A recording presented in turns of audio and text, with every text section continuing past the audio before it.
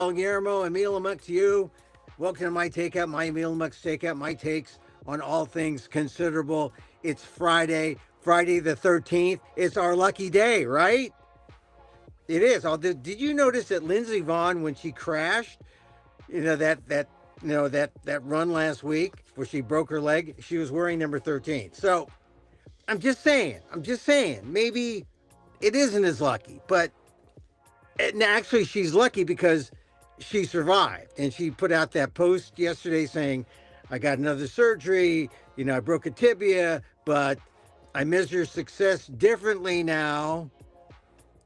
I mean, criticize her all you want, but she went for it. She went, she risked, she didn't make it, but no regrets, right? That's what happened. She broke a leg. And she was number 13, but it's still a lucky number. She was there at 41. She was there. Hats off to Lindsey Vonn. Hope you feel better. Hey, so today we'll talk maybe a little Olympics, but the big news still is ice, the retreat of ice, what that means.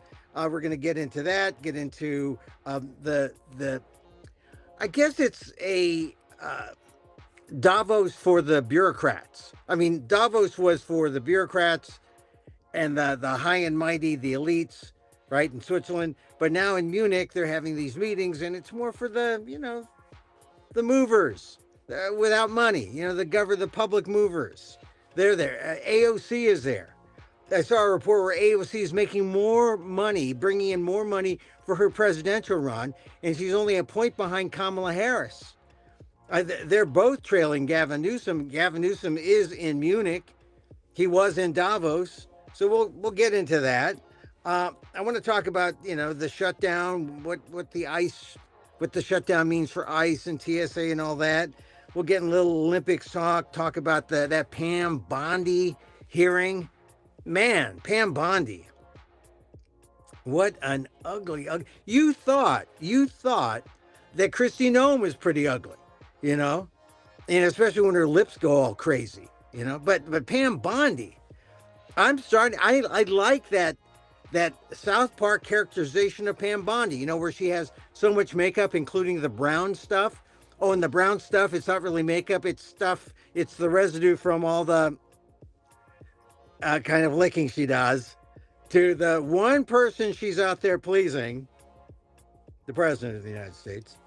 She is a POTUS devotee. Audience of one. Now, I have an audience of one, and it's not Donald Trump. But I usually have, Anyway, we're going to get into all of that here on Emil Amok's Takeout.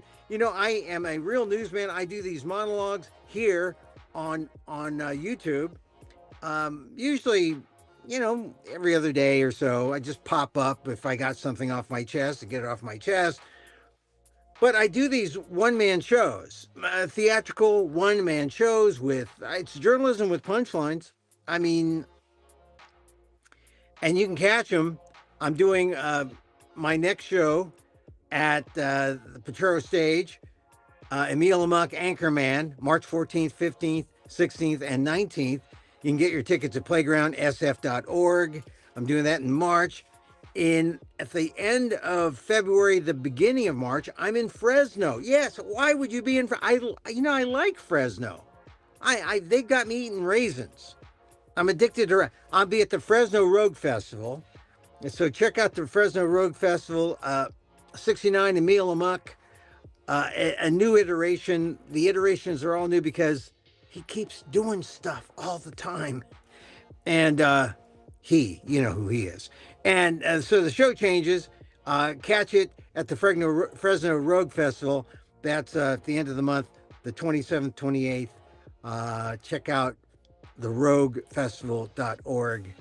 Those are my next appearances. I enjoy them. And then sometimes, you'll see things that I say here pop up there, whatnot. On Fridays, we like to bring on my good friend and colleague to talk about the news, talk about the week, in the wake of the week, as it were.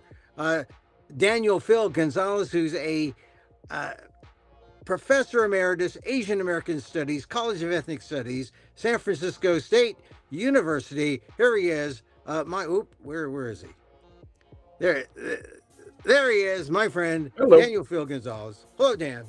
How are you? Hey, how you doing, man? It It, has been a heck of a week. it has, and it was a good weekend. We haven't talked since the Bad Bunny Bowl, and I don't even know how you feel. Although I can guess how you feel about Bad Bunny. I guess you know how I must feel to see all those vegetable plant people out in the I thought that was midfield. cool. I thought that was a genius way to get that done. I said, how could they possibly get that set with all of that stuff Yeah, imitating sugarcane, right? yeah. How did they get that done? And then there it you, is. you get the plant people. You Yeah. can't do it with CG. You do it with plant people. And I guess I'm just assuming that if it's a politically correct kind of show, that the plant people all had to be vegan, right? The plant people, they had to be vegan. So I'm sure they are. They're artists. They're artists, and a lot of artists lean to, the vegan side, and yeah. so that makes sense. Well, Also, I just say that the set, the music, the scenes, right? Going oh from yeah, it it's was a great. whole It love was thing. great. It's Yeah, it's storytelling. It was a yeah, great narrative, you yeah. know, Well, it's punctuated by at the ending. We are America, and or Americas. yeah. Hey, North, South, Dan, Central. this it was like you said, the American story, the Yeah, American yeah. story. No And matter how the white supremacists feel about it, hey, they can keep on denying reality, right? They keep denying the reality, and then all they'll go right, and check out Kid Rock, all who right, has Dan. openly said, "I like him young." He did say that he has the pedophiles anthem Yep, on his there he is. charts. But here's the thing about the show, because I hang out, or I don't hang out, but I see these non people of color, and they'll say things like, well, they didn't do a word of it was in They no did. nothing They was in did. English. Gaga sang in English. Yeah, well, I also said, look, the only thing I understood in English was, the phrase in the back on the scoreboard, or Right, where, right, right, love conquers hate, and then when he started mentioning the countries, right? He mentioned Canada, so I said, oh right. well, Well, yeah, I'd but be it for was Canada. Canada. Ghana, yeah, yeah, but I knew what it was, and No, and but and it's then cool. I like Canada. It sounds yeah, better all than right. Canada. So here's what came to mind when he did all that. What came to mind was it was Donald Trump who, the year he took over, the first year, declared English as the official language, and that is That's old. well, but it's a signal. Whenever someone tries to say English is the official language, it is old because it is a thing that all the non That that was all one of the Hayakawa, the former president Hayakawa of San Francisco State College, when it was still a college, right? yeah Of course, successfully ran after only a few years of being president at SF State. He successfully ran for senator and yeah was senator of the state of California to the great U.S. Congress for one term. yeah. Well, And I've said before, but other people probably haven't heard it. Our nickname for him while he was on campus was the Sleeper. oh yeah, because he had He narcolepsy. had narcolepsy, and Yeah. so everybody said that was propaganda. They smashed on us and said that's typical radical socialist stuff. And then guess what his nickname was after about 2 months? Sleeping Sam. Sleeper. Hey, so well, I mean, but I know that he used English only. It's a tool that has been used throughout the years. But as soon as Donald Trump said, "Yeah, we're making this," signs an executive order Sure. and says, "Hey, English only." I knew, we know what this is about, right? Yep. We've seen the argument. This is what's coming, and so that's why we have ICE. Right. That's why He we can have make the official language, but here's the funny part about all of that.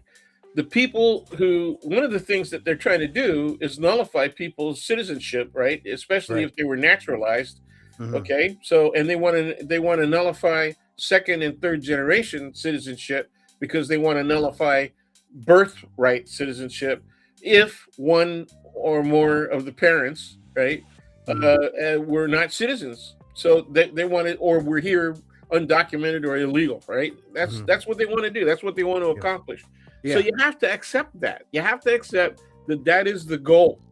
Oh yeah. Yeah. And then No. everything else, well, I'm saying you have to accept it. It's not you, it's the Yeah. general public. They still don't get it.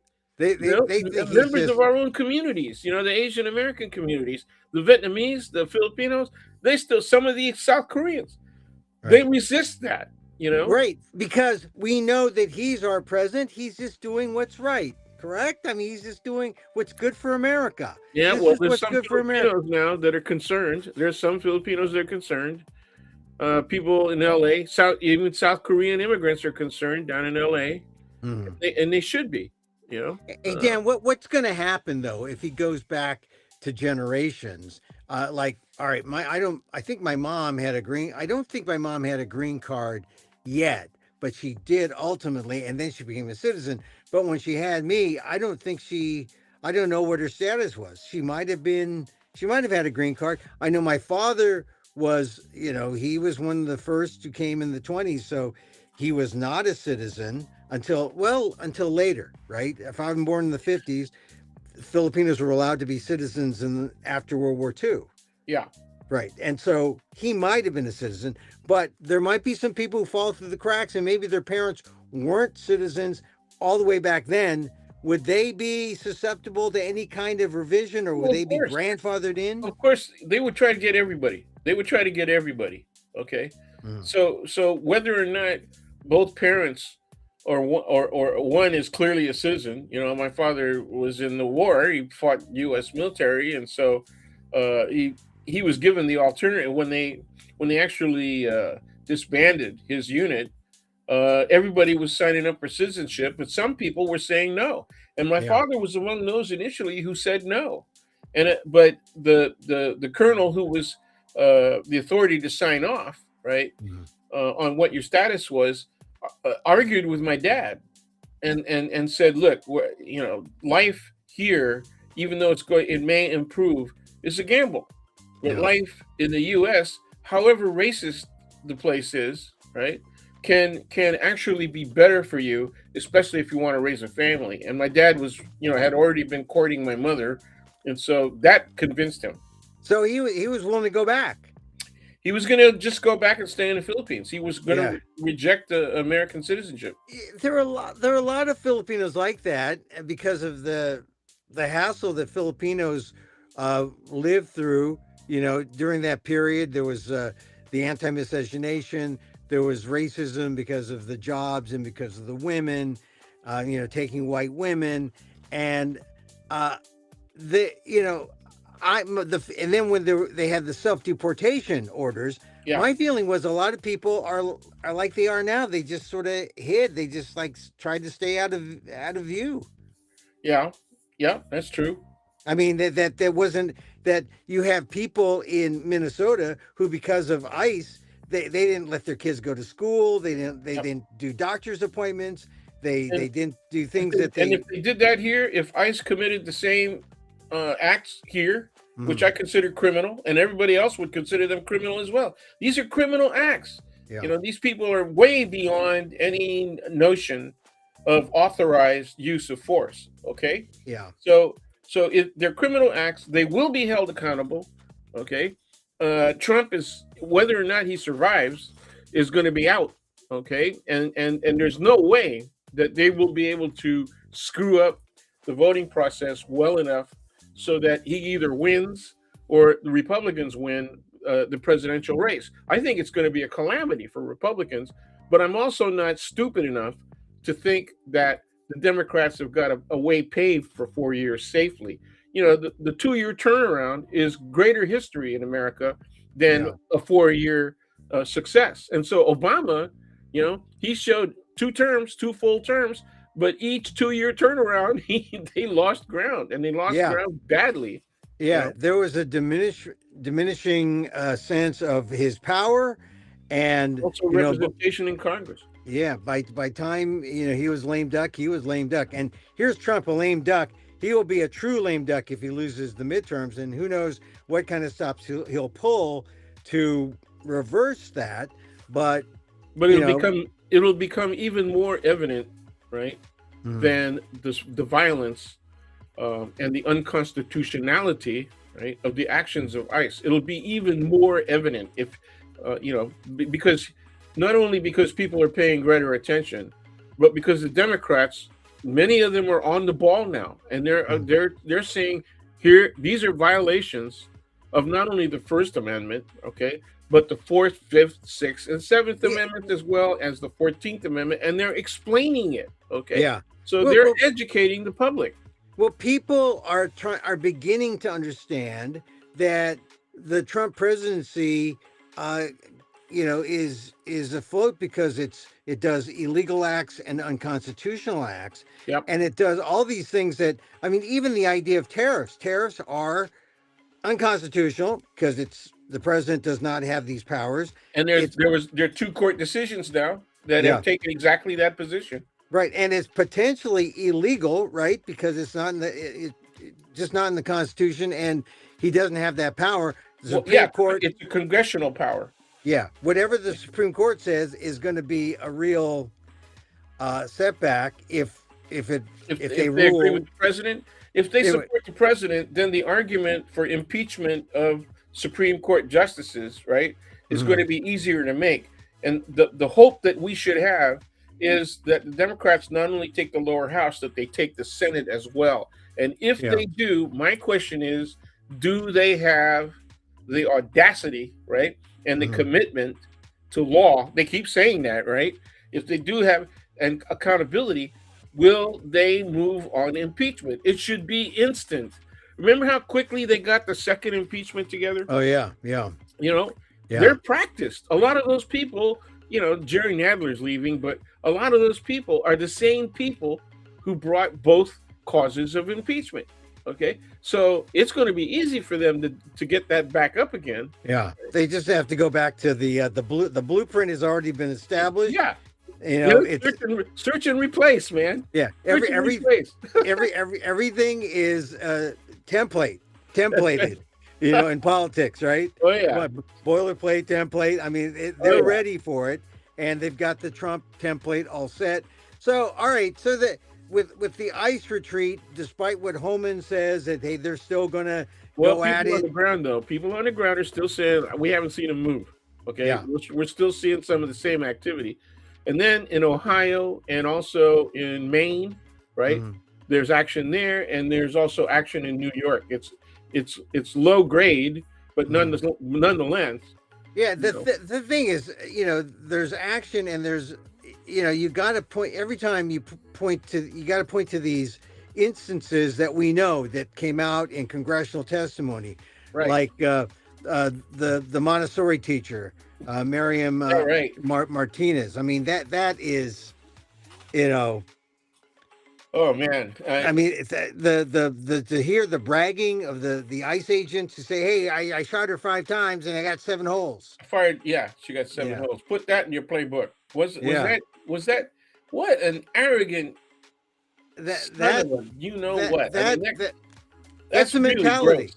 That's That's the really gross. So people cannot accept that. That the kind of people who would want these jobs, right, yeah, are those kinds of people. They want violence, man. yeah.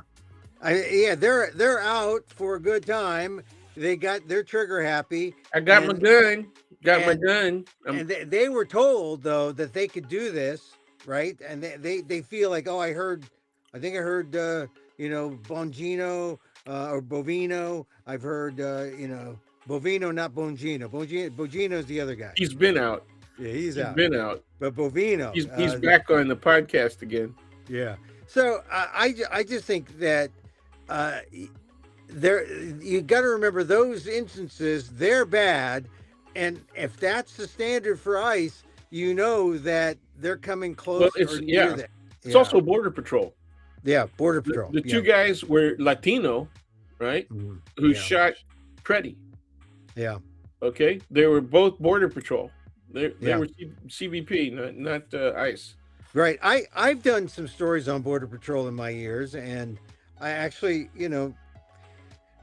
it's a tough job. I mean, when I was covering the Valley, they were going down to the border. They lived up here, just on then the border. went Yeah. down to went down to the valley to to do their jobs. It was and very sympathetic. I was very sympathetic, uh, but I didn't see the wanton recklessness in or the lack of professionalism in their actions when I did those stories. Now, though, people say and reports say that this is what Border Patrol does. This is Yeah. it's a low, you know, um, threshold in terms of ethics, low threshold in terms of, hey, it's like they do what's justified to get the job Right. done, Well, and one of that's the reasons, remember when Biden was trying to get the progressives to agree that they would fund the hiring of more border patrol? yeah, One of the reasons that the progressives were resistant was exactly what you're saying. yeah, That it sounds good, right? That you want to close the border and do all that stuff, but the way that that is enforced, right, is yeah, often inhumane. Not in every instance, not in yeah. every instance, but it is inhumane.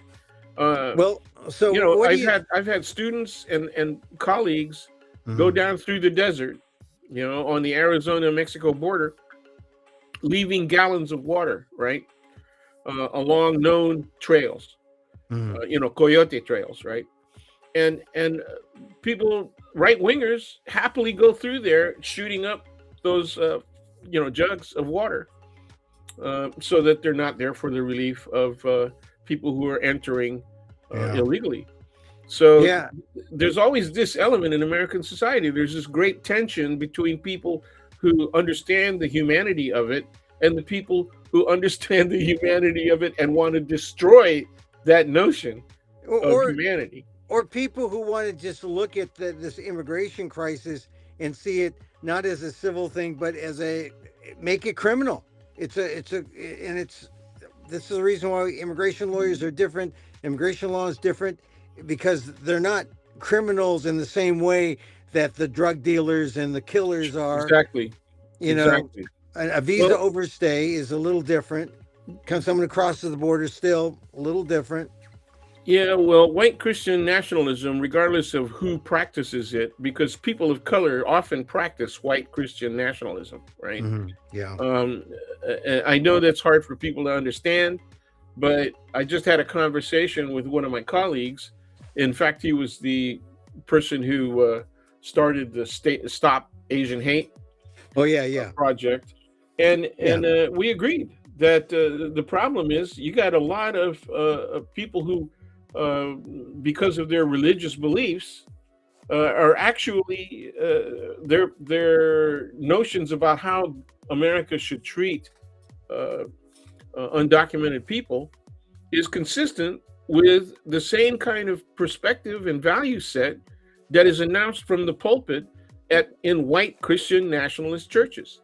It's exactly the same. And he said, no surprise, that exists out there, and that's a major element of Chinese in this instance, Yeah. or in these instances, because I've had several experiences with Chinese students whose names are spelled in the style of the Mandarin Anglicization of their Yeah. names, with the Yeah. X's, instead Yeah.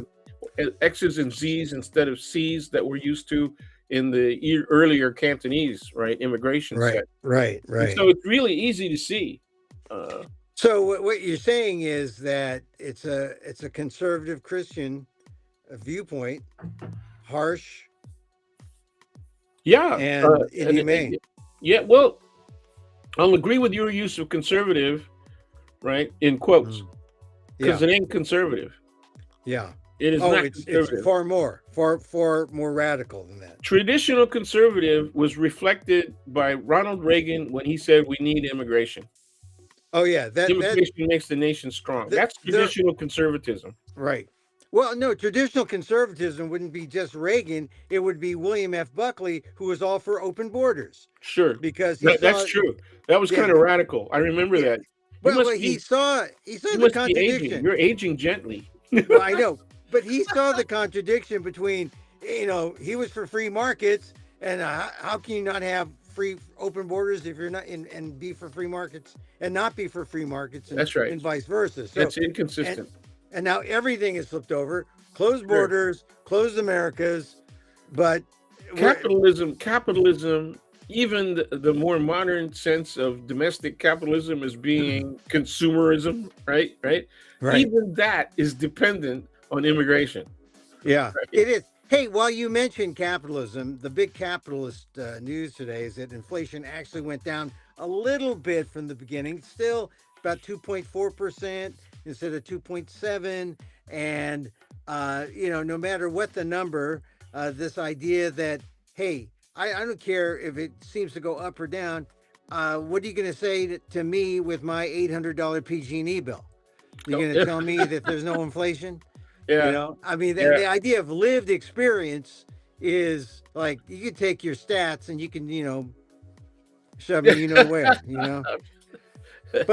But Trump is saying, hey, look at we're the greatest, we're the greatest first year ever, and we know that that's not true. Oh yeah, the greatest president ever, right? Yeah, Biden was the worst president ever, right? He's yeah. got the Hey, best economy ever. the best econ. Hey, look, so Dan, if ICE is leaving, and they're going to have some problems with getting out this, mass deportation thing because they still believe in mass They deportation. keep saying it. Yeah, They and keep and saying it. I keep looking at that Homeland Security post that said 100 million deported, and then essentially that's when America will achieve paradise.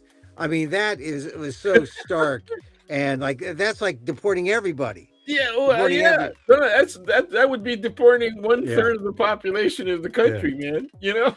yeah. So if ICE is leaving and we see all these things I going, would be deported. I'd get deported to San Francisco. yeah, I know. I know. I'm being deported to California. Hey, so if ICE is retreating, it's another retreat for Trump. Bad Bunny's the winner this first week, right? Oh yeah. Oh yeah. Well, I'll tell you, like a lot of people, uh, unless we speak Spanish every day, it's hard to keep up with somebody who is speaking fluently. So I could pick up some of what he was saying, but the interesting thing was it was all good. It's all about happiness, rejoicing in familial practices. Familial kind of well-known familial practices, celebrations. Oh, Right? there you go. There you go. All right. So you got cut off there, Dan. Yeah, no, but well, So- he was telling a narrative about the celebration of family and the celebration of events, life events, right? Yeah. That we all have in common. What he was showing is, we're regular people that are commemorating, celebrating stuff. You know what really gets the white people is they can't dance, man. Right. I know they can't. Well, it's that, and that they didn't understand it. But look, when I was growing up listening to rock and roll, I was speaking English, and I didn't know 90% of the lyrics that I was listening to. Right? I didn't know any of the lyrics. The Carole King lyrics were pretty easy. But anyway. But the Carole King, I like Carole King. Can't dance to Carole King. I'm talking about Led Zeppelin. I didn't know what Led Zeppelin. They're ripping off the black blues. So guys. you didn't understand the metaphor? Squeeze my lemon. You didn't understand. No. I got it. I got it. Okay. See, I just contradicted you right there. You know some of the lyrics, dude. I knew some, but not all. Zeppelin, Black Dog, Big Black Dog. Let's see. Saturday. Look, Saturday Heaven. Look, you had to look at we didn't have all the tools that the kids have now to look at the lyrics. So look at the hip hop lyrics now. Right. Oh my God! Did he say that? I thought he said bigger. I thought he said bigger. I thought that's what. Yeah. No, you can't. That's what gets me. I mean, I don't know. I didn't know any, like 90% of the lyrics when I was growing up, and I was a disc jockey too. Not 90% of the lyrics I didn't understand. And but the ones you could dance to, I mean, you couldn't dance to Carole King. Yeah. Let the earth move under your feet. I mean, Yeah, I yeah. like Well, Carol but King. she wrote all those songs that the Drifters did, Oh, that's right. She was a and all songwriter. of the That's right. She was Drifters stuff was very danceable. Under the Boardwalk. Yeah, Oh well, you could do a little Spanish something. Harlem. Yeah. Yeah. Oh yeah, yeah. Come on, Spanish man. Harlem. All right, but they weren't like they. It was sort of like a slow. So you could do Yeah, like a man. touch. I mean, Those were touch dances. Touch hey, dances. here's the news. It was Latino. Oh The beat, the composition. yeah. Yeah. Yeah. All right, I get. It. Look, Even the lyricism of the music is Latino, man. I So we've been listening to that stuff forever. The dance, the basic dance for all of that stuff was the calypso, right? yeah. The cross Yeah. between the cha Kind cha of. and the calypso. Yeah, And then you could do the merengue, and you could do the like little sure. salsa Oh steps, whoa, oh sideways, whoa, forward. oh my God.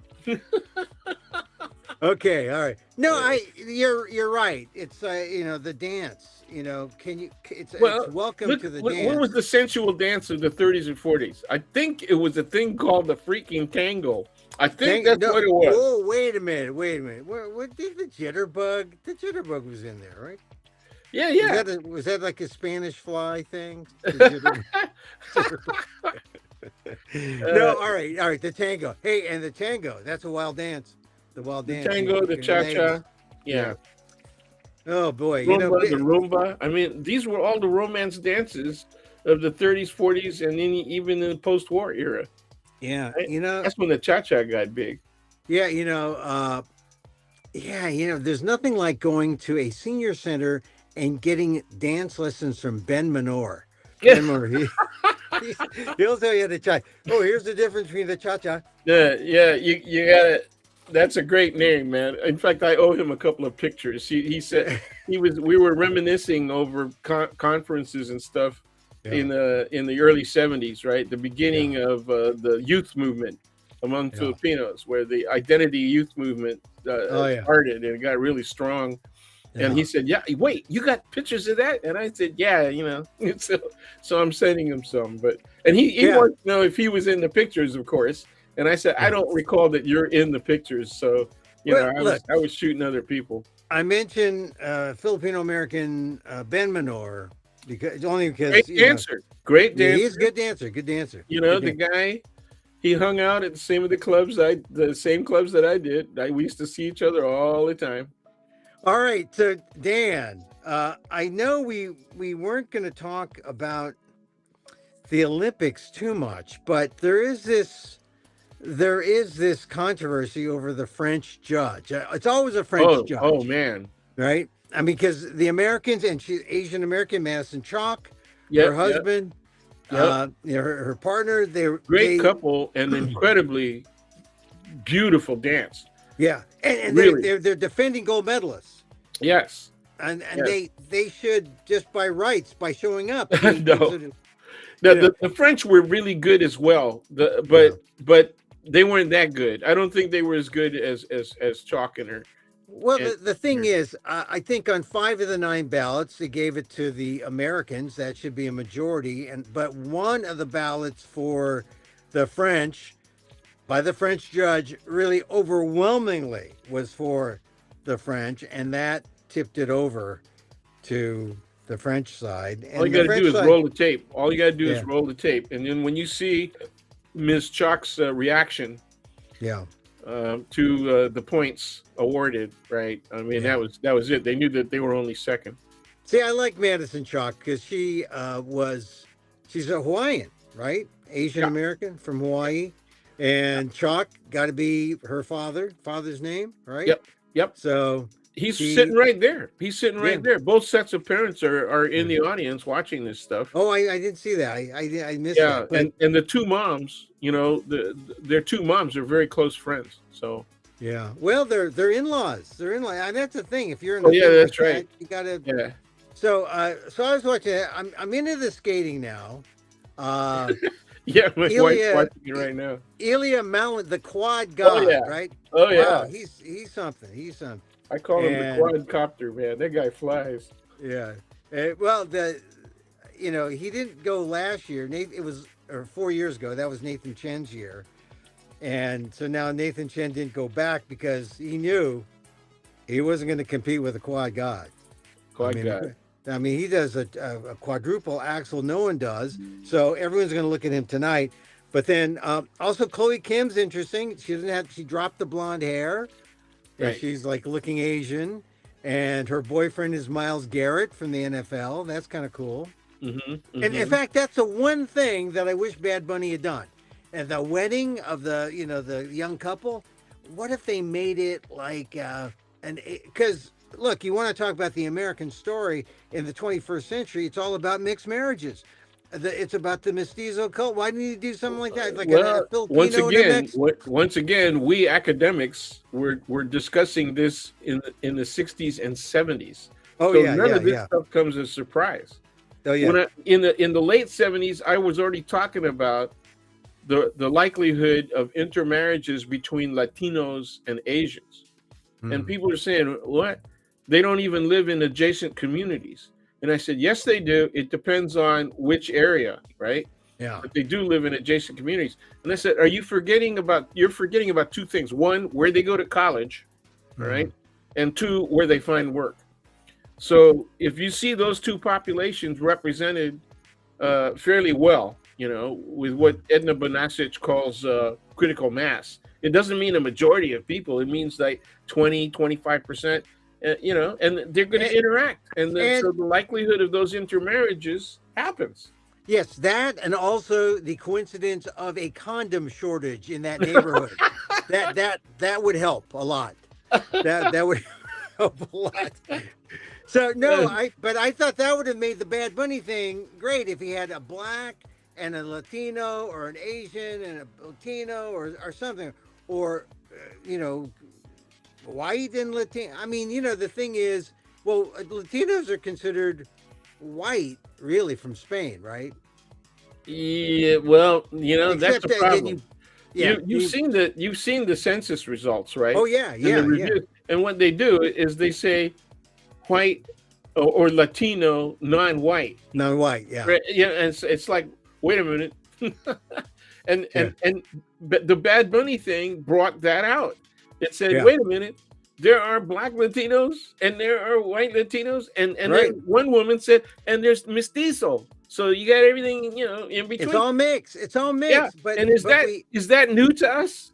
No. In fact, what isn't new is how when the Filipinos came in the 20s, how the anti-miscegenation laws, the laws against mixing, and they really were there established to prevent mixing of black and white, but it prevented the mixing of white with anything other than white. And it was, I'll just add one thing to what you just said. It was the original intent was not just black and white, it was also Native American and white. Oh yeah, that's right. Okay, Native American, two groups, and then the Filipinos got in the way, and then it became Orientals, right? It became Orientals, and then they used the term Mongolian or Mongoloid. Right. And so, and we kind of screwed that up, Filipinos, huh? I mean, they rioted. Right? Why is it always about sex with you? I know they rioted. They rioted over Filipinos with white women because the Filipinos. What are the two things that bring people to violence? Right. One of them is you took my job, you took my money, and the other one is you took my girl. You're messing with our women. My girl, yeah. I know. Well, she was around. She didn't like you. You didn't pomade your hair like the Filipinos do. I dressed better and I knew how to dance. Yeah, that was it, right? I could do the calypso, Every time a new dance came out, I could handle it, man. Yeah. You know how to do the twine? How about the yeah, the twine. Yeah, the twine. Yeah. The twine is the twine like the jerk. The twine. The twine has got a hip thrust in it. A derivative of the jerk, wasn't it? Sort of, but it's got a hip thrust. The major feature is a hip thrust. The twine. I remember Alvin. Cash and the Crawlers. It was Alvin something, right? Alvin Cash and the Crawlers. Yeah. Twine time. Twine time. Yeah, okay. Twine time. Okay. Hey, look. Let's talk a little bit about the SAVE Act, because that's something that happened the other day. The, Trump got some reversals, like they got some Republicans voting against the tariffs, Oh and he yeah, talked. that's what I wanted to bring up. Yeah, that's Yeah. exactly right. It's not only that. It's not only those voters. How about the Munich Oh yeah, contingent? we'll talk about Munich too, Oh, okay, all right. but the tariffs, uh, That's it's Canada. The Canada, you yeah, know, that they got rid of that. The judge got rid of that. Okay, yeah, and they want to look at the Mexico situation as well. yeah, It's too late. I think that's the point that I wanted to make. Was it's too late. Canada has already made deals with China. yeah, Canada has already made deals with a number of other countries, and in some instances, they're selling the same goods that the United States used to sell to to those China, to yeah, those yes. And so look at the soybeans, right? I mean, yeah. one of the biggest things that you know that really hurt the American economy, and it really hurt farmers, American Yeah. farmers. See, here's the thing. Mark Carney, the prime minister, Yeah, didn't make it to Munich because of that the mass shooting in British Columbia yeah, this week. And this is the thing. The news has been so kind of a lot of news has not been covered. They've been covered. It's been covered in the little crawl, but it hasn't been really broadly covered so people understand the significance. So we didn't get much coverage about the the British Columbia shooting. That usually doesn't happen because Americans love shooting incidents. This is the biggest one in Canada, I think. It's out in the hinterlands of British Columbia, town about 6,000, and it was a girl in the school. She went in, and it exposes the mental health needs and yep. concerns.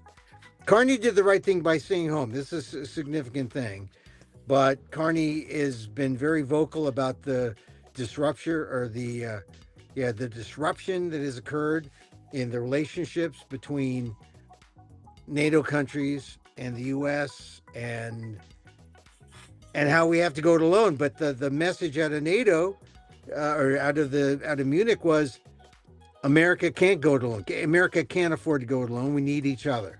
So there's kind of That's move toward once again reconciliation. that's part of the nationalist bravado, right? Yeah, And the bravado is accompanied by arrogance, and unfortunately, it's also accompanied by stupidity and ignorance. So when you have a combination of all of those characteristics, this is what you get. You yeah, get chaos, and you get where we are now. Remember, people credit Trump for wanting chaos because he can manage chaos. Is that stupid? That kind of observation is just as idiotic as yeah, the Trump administration itself. yeah. So The I thing wish is, they'd shut up with that kind of stuff. It was I really stupid. but the chaos thing works in some instances, like in campaigns. Because if you have people who are so close together who they can't decide how they want to vote or what the way you break up an electorate is by inserting chaos, confusion, and now suddenly all the electrons are spread, and then you go for them and you try to gather the most. Now that's a chaos theory that works in politics during Sometimes, the campaign. During the sometimes. campaign. Sometimes. But if you know that 35% is going to vote one way and 35% is going to vote another way, and you got all these people in the middle kind of glommed together, you Well, want to explode them up and then, like I said, well, gather that's the one of the residue. reasons that I'm encouraging people to go independent. Well, they're going to be the people who are going to be catered to. They're going to be the people who politicians are We going to have to talk make to. if we're going to have a stupid two-party system, right, Yeah. rather than a more intelligent parliamentary style system. I mean, the advantage of the parliamentary systems, number one, right, is that it's more representative, right, Mhm. of people's ideological convictions, their values and all that. The second thing is you can get rid of members of the leadership, almost overnight, Yeah. so Yeah. you don't have a continuing problem with a guy that's obviously put his own nation in the dumper, right? And alienated the rest of the freaking world in every way that he can, right? Yeah. And you know, he wouldn't be there anymore in a parliamentary system. I can guarantee you that. Yeah. I mean, this is the thing. Donald Trump, for being a lame duck, essentially short timer, has done a lot of damage that's going to take generations to fix. Yep. Well, let's talk briefly about the Pam Bondi thing. Uh, Oh, I mean, God. that was a display. I think we talked about her. That I mean, she's just like, Yeah, but that appearance was over the top. I mean, that appearance was just really something. I mean, she appeared in the Senate, and this time it was the lower house, yeah. and she was just arrogant. Well, And and people, every the people who were observers weren't using the word arrogant, you know. yeah. And I said, "What? You don't see arrogance in the way she's behaving, man?" You know? Well, she was combative. She was vulgar in the same way that Donald Trump is vulgar. Sure. Um, I mean, it's just unbecoming. And all right, you're the lawyer, or you're you I'm an study. educated in the law. I'm a student of the law. So when the AG acts this way, what kind of confidence does it give you in the law? Yeah, thanks for the I'm- rhetorical question. I'll give you a rhetorical answer. None. yeah. Well, that's good. That's good. I mean, that's all we. It's a yes. These are None all yes. whatsoever. I mean, but she was all for that in January, man. I Yeah. mean, you could Yeah. see it all coming. It's just people were once again. It can't get that bad, right? And there's got to be. And I said, you know, the only real there's two things that can stop them from enacting the worst kind of stuff possible through the legal system, right? And that is the courts themselves, right? The judges themselves, right? And then eventually law and policy, which means the vote. So Yeah. that's what has to happen. Right? You can't depend on one or the other of those. You got to have them both. Yeah. Well, one of the things that got me when I was watching that hearing the other day is how she has her hands in everything. Epstein, ICE, everything is, Yep. you know, and to have someone like that in charge who is so willing to say yes to Donald Trump, Well, man. remember what she said in the Senate that she's hand in glove with the DNI. Yeah. National intelligence. They work Yeah. together.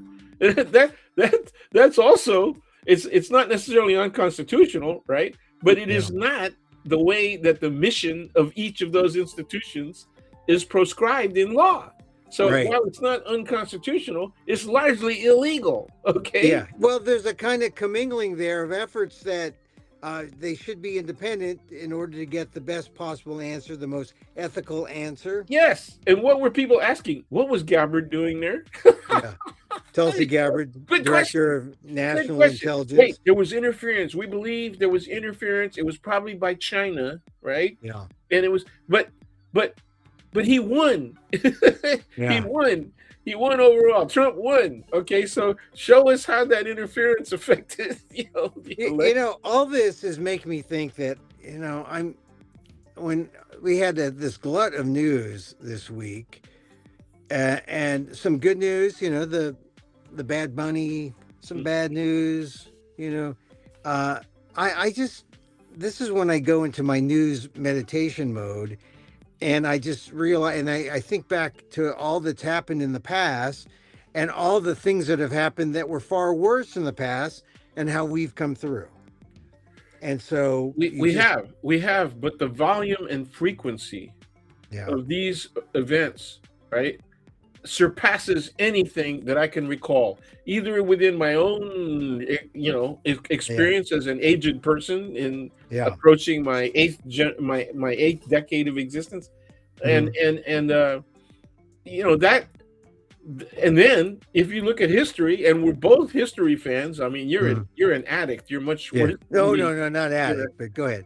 But yeah. I can't think of any one instance. I mean, at least of all of the stuff that was brought forward for us as an admission of corruption, right? Yeah, Teapot Dome, all the rest of that stuff.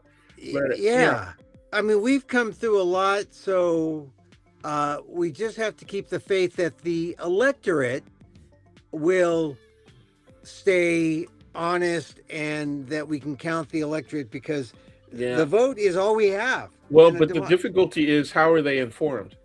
Yeah. Right? That's the Yeah. difficulty, and because there are so many sources of information, and 80% of it is bad, right? Yeah. You know? Yeah. So yeah, the sources of information. Have you watched CBS News Oh lately? man, I have. What do you think? You Uh, first. I can't really watch it. I remember what CBS News was like. I remember when we had the avuncular, Walter Cronkite, right? Cronkite. And this guy Tony DeCouple, nice guy, friendly, but I don't know, most trusted man in America. Yeah. I Nah. don't know. Well, it's not all about the people who are anchoring either. Yeah. It's about the guests that they have on. Oh yeah, yeah, and yeah. and Well, and all of a sudden, I'm starting to see, as experts now, mhm. people who were rejected by Trump during the first Trump term, and they've Yeah, got these people on as experts from the right, and it's like, what? yeah. You know, Yeah, that's well, the incredible. thing is, it's a Rolodex battle, right? And now forget the facts. It's like whose opinion versus Yeah, this other guy. there it is. Yeah. The balancing of opinion.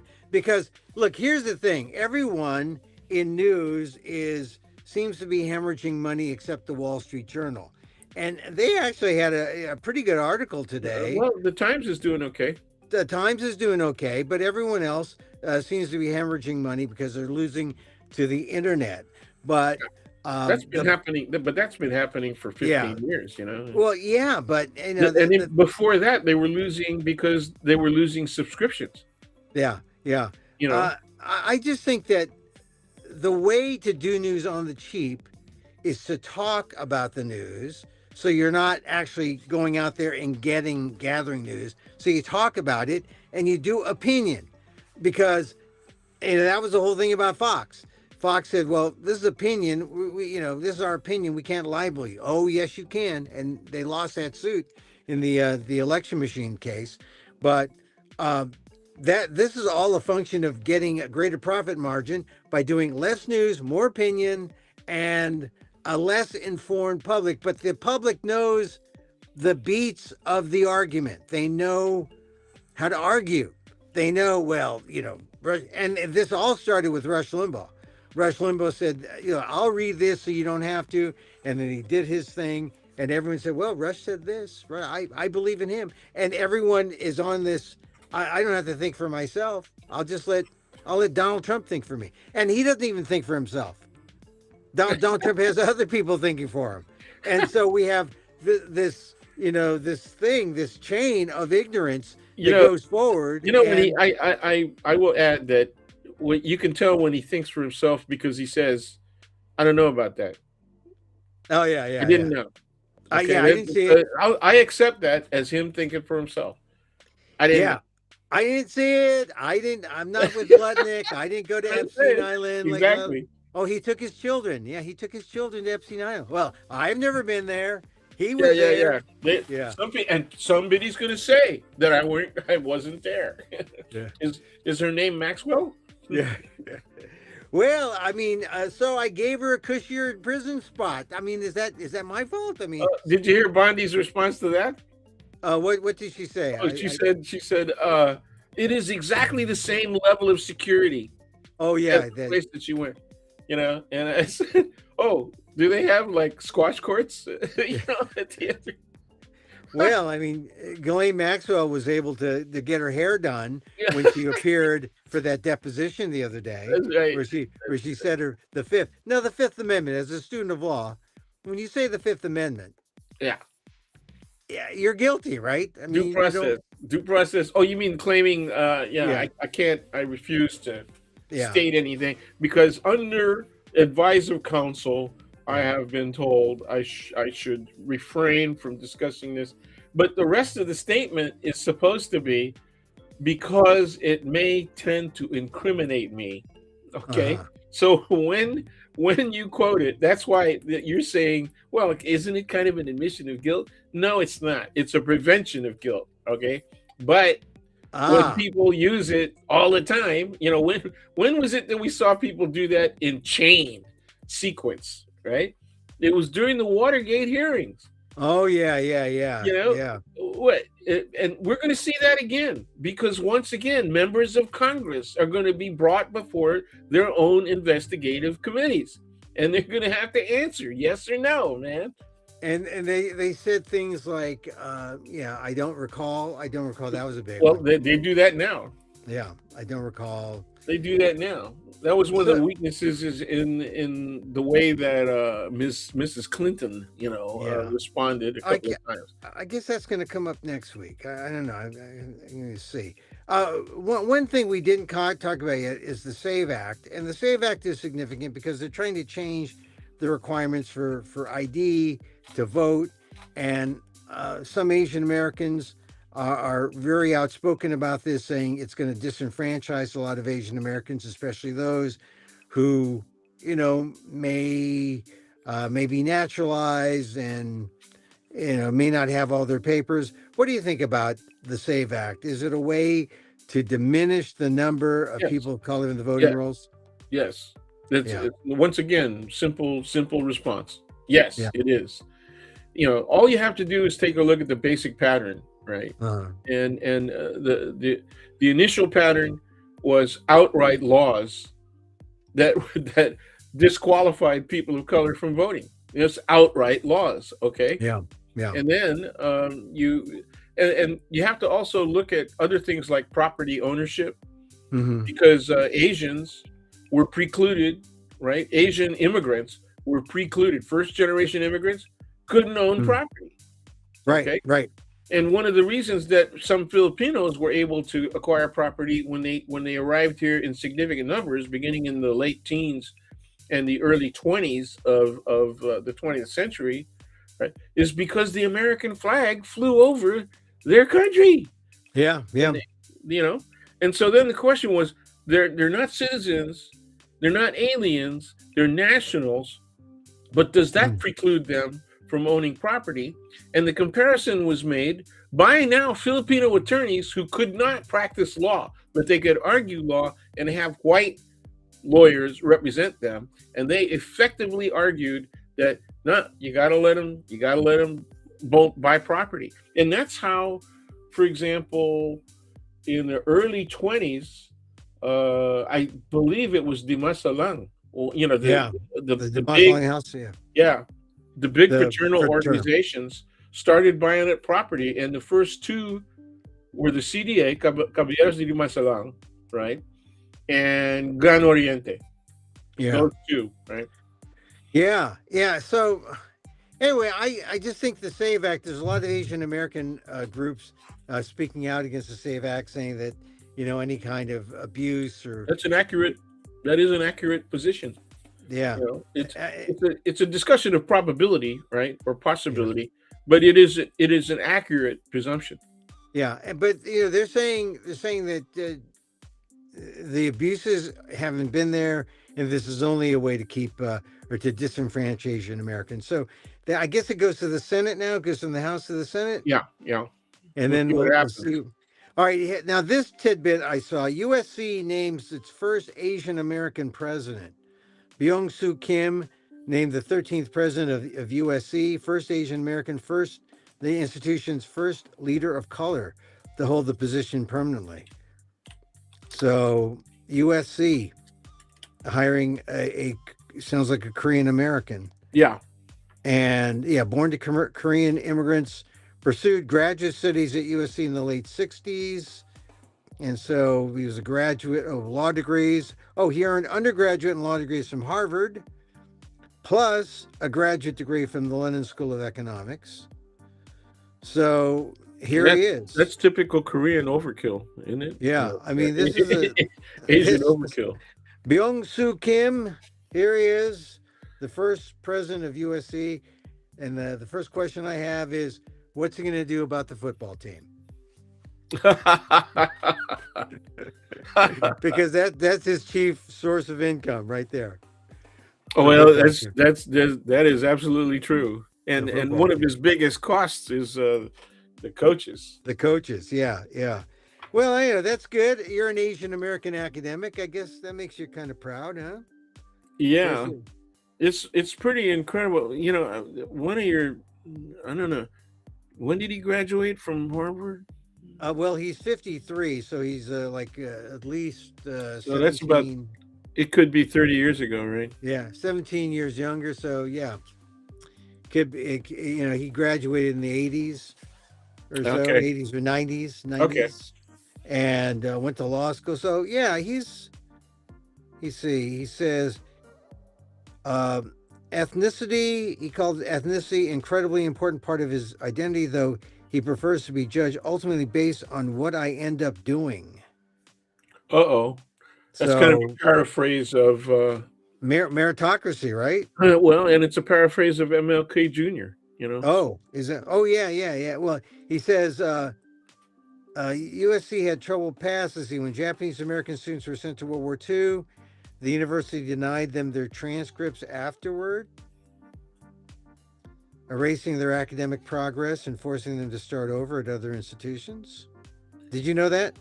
yeah, Yeah, USC was. They were kind of like. it's a I guess private you could school, do that. man. It's a private Yeah, school, and they were racist as hell. yeah. So this is a good way. They got a guy now, Kim, who sounds like born to Korean immigrants. So he's gonna be um a little cagey, I guess. He says, this job is not about me. This job is about all of you. And my key responsibility is to always put the long-term mission and interests of the university first and foremost above everything else, including myself. Yeah. So that's Well, they the got to kind of know guy him. you want to hire. They got to know him pretty well. He was interim beginning in July last year. Yeah. So Uh, he's been around. yeah, well, 6, 7 months. I guess they think that's enough. I mean, that means he didn't screw up. Yeah, that's right. 7-month interim period. He had to eliminate over 1,000 positions to close a $200 million deficit. So Yeah, caused by whom? I don't know what the football Trump. coach. Trump. Oh, Trump. Remember a lot of the contracts. Oh yeah, yeah, For research. He lost a lot of money, man. yeah.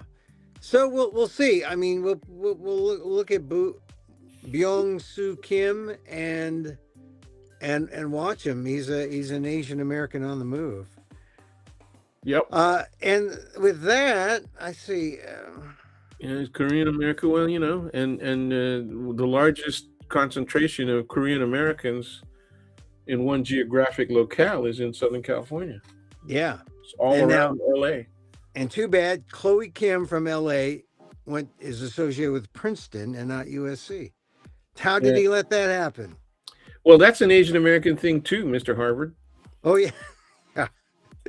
Now, why would you say that? Why would you say that? Because I know so many people who did that. We got Yaleys and all that, Yeah, falling well, all over our all right, department. that's true. at That's SF true. State. That's true. I mean, yeah. All right. I'm from the generation where Princeton was mostly white folks, but then all of a sudden, Marcos's kids, Oh yeah, Marcos's kids started going Well, to Princeton, and then he also- made a major investment in their library content on Philippine material, and they had already had a good library on Philippine, historical material. So, it was on our radar. I didn't know about that, but I know that New Jersey, Princeton, a lot of Filipinos in New Jersey, and That's a post-war thing. yeah, yeah. All right. Well, I think we've got we talked about it. Bad We covered Bunny a lot of still good wins. stuff. We didn't do Munich. Munich. Oh, Munich. Oh yeah. Well, we touched on. We said Carney's not there. The NATO. Well, Well, yeah. what is your Well, perspective well, on Munich? what's important it is that it's a political group. Okay, it's bipartisan, right? And they're there to specifically contradict the Rubio-Trump position on policies involving invasions of other countries, okay, and also maintenance of the NATO structure and the American commitment, the American people's commitment, not the Trump administration's commitment, but the American people's commitment to maintenance of a strong alliance. Okay, and So, that's where it's at. And so so you need to see that members of Congress are willing to challenge Trump and Rubio frontally, that they're willing to yeah. challenge them right in their faces. In the meantime, Rubio is trying to manage now the blockade of oil to Cuba. Yeah. So this is more significant. You know, a lot of the congressmen were going to head over there, and because of the shutdown, they didn't.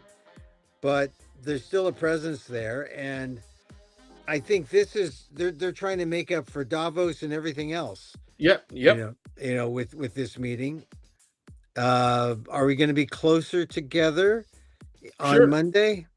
Yes, and Are we gonna, I think they're prepping Europe and the NATO alliance in general. They're especially prepping Europe for the November takeover of hopefully both houses.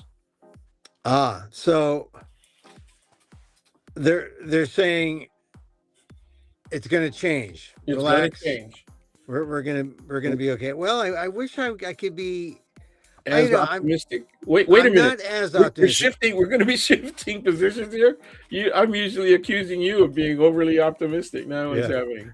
Yeah, I want to be but I think optimism is the way. My feeling is that in the long term, we've gotten out of this, and we're America's survived. And I think we can survive Trump. The only thing we have to do is we have to make sure the polls go our way, because that's one thing that Trump listens to. He listens to the polls. Well, but the only way we're going to be able to do that is that the Democrats succeed in actually having methods that work. We're beyond just citing the issues. We have to now present real methods of achieving specific goals, and they've got to work. Okay. Oh, you're talking about solutions now. Come on. Yes. Solutions. That's a good idea. That's a good idea, ain't it? We just talk about things and kick the issue down the road. We'll take care of it in 4 years when we're out of power. Yeah. I like that. I like that earlier reference that you made to 100 million. The poster says we're gonna deport 100 million. Okay, can I play? can I? Well, that's the thing. 100 million. They want 100 million out, and they're gonna have to take everyone who is here, born from another country. I want to deport all of the people that are in possession of illegal guns. That's what I want to deport. And then I want to seize their guns. You know, the stuff that the white keeps saying, they're going to take away your guns. I want to do that. Yeah. Take away their guns, man. All right. Well, Dan, excuse me. We've gone over 60 minutes again. Yeah, we've gone. Hey, now, so Dan, I want to thank you also for coming to see my show at that was fun. 69 it was really Emil fun. Mug. Very Thank enjoyable. you very much. And unsolicited, or I guess actually I kind of solicited that testimonial, but it was at the Pachero stage, nice theater, and you could see it. You could see it streaming, but seeing it live was special, don't you think? Yeah. It's just that you got to look at the audience dead in the eyes every once in a while. But everybody, that's why we were sitting in the same row as your wonderful wife. Oh yeah. Because the camera was in that row, and so the eye contact thing was better. And a lot of the rest of the audience was sitting down lower and right in front of you. Some of them anyway, and in center, and so you didn't look like you were making eye contact with them enough. So you gotta. Hey, that is a good point. It's like where the camera is. Yeah. For the streamers, I was trying to make contact with them, and that's right. But you're right. That's a good point there, Dan. I appreciate it because people do want to see your eyes, and they do want to see. Is he wearing contacts or is he have glasses? And no, I don't believe in contacts. I don't have contacts. Okay. No contacts. Okay. But anyway, I thought it was really well done. It was, and I've seen your show in different forms several times. Yes, You know, yes. short form, long form, everything, and that was very enjoyable. And I felt that even though maybe 20% of it was Mhm.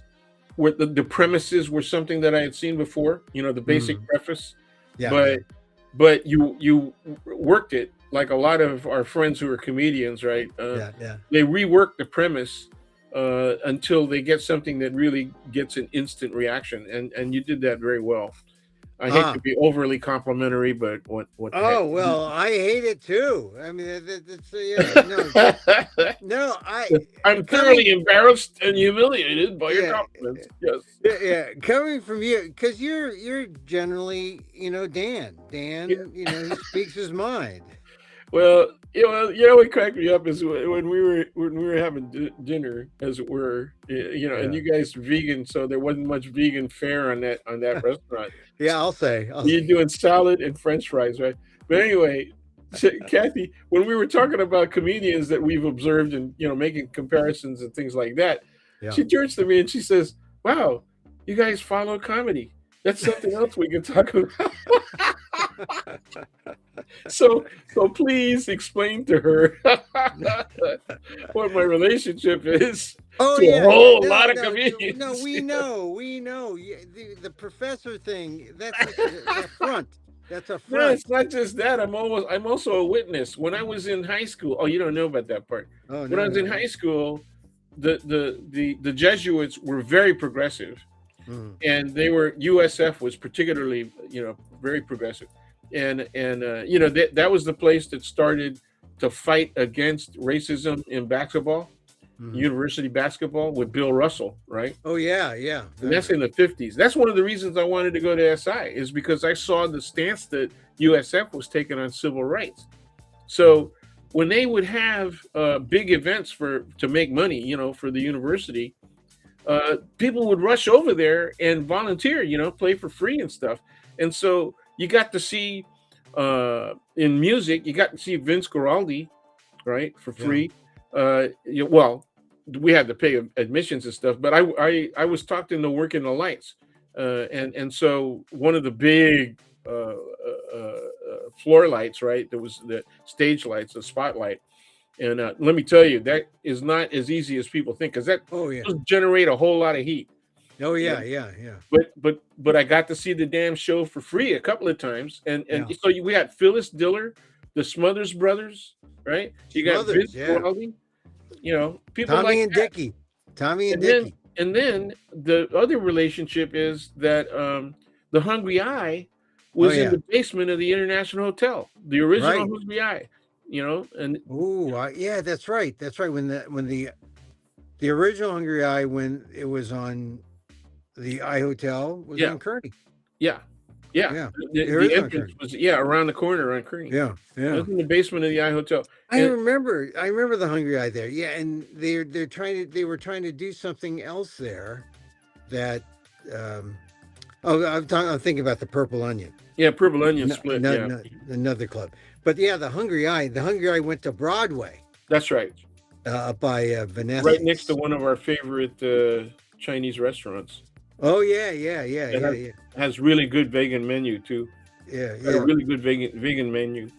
But Well, anyway, well, listen. All right, Dan. Listen. Well, thank you very much again, and thanks for coming, and thanks for being part of the show. And I'll talk to you next week. But thank you for your insight as always, here on Emil Amok's Takeout. And there he goes, Professor Dan, Professor peace Daniel out. Phil Gonzalez. Peace out. Professor Daniel Phil Gonzalez, Asian American Studies, Professor Emeritus, San Francisco State University College of Ethnic Studies.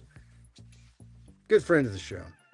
Always, can count on Dan to bring up some things.